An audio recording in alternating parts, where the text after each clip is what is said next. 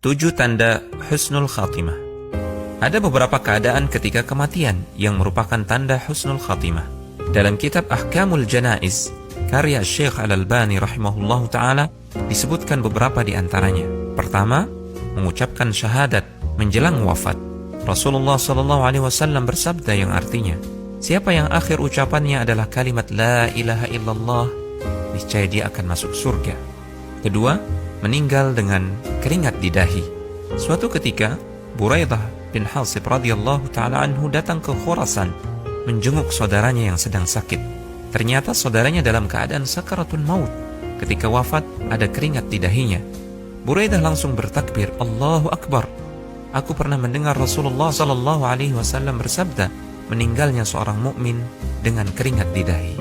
Ketiga, meninggal pada malam atau siang hari Jumat. Dalam hadis Abdullah bin Amr radhiyallahu ta'ala anhuma, Rasulullah SAW bersabda, apabila ada seorang muslim yang meninggal pada hari Jumat atau malam Jumat, maka Allah akan menjaganya dari pertanyaan di kubur. Keempat, syahid di medan perang. Allah Subhanahu wa ta'ala berfirman yang artinya, janganlah kamu mengira bahwa orang-orang yang gugur di jalan Allah itu mati, bahkan mereka hidup di sisi Rabb mereka dengan mendapatkan rizki. Dalam hadis, Rasulullah SAW menyebutkan banyak keutamaan orang yang mati di medan jihad.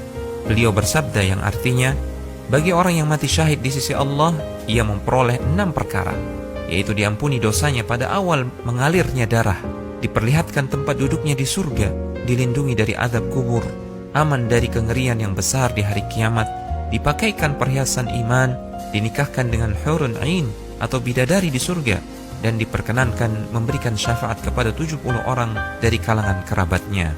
Kelima, meninggal setelah bersabar dengan ujian yang Allah berikan. Rasulullah SAW pernah bertanya kepada para sahabat, siapakah yang syahid?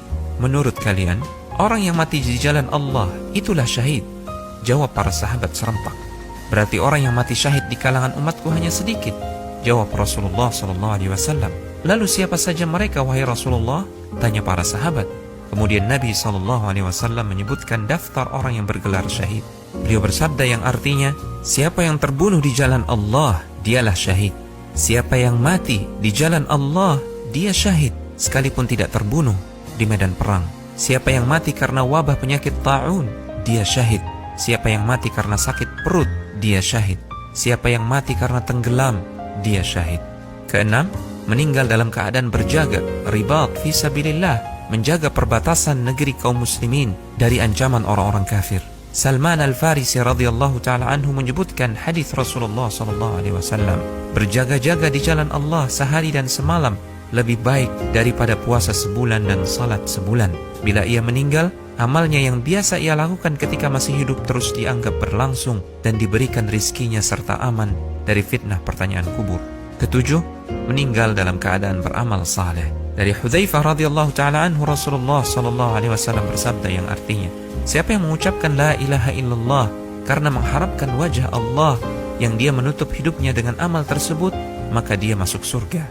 Siapa yang berpuasa sehari karena mengharapkan wajah Allah yang dia menutup hidupnya dengan amal tersebut, maka dia masuk surga.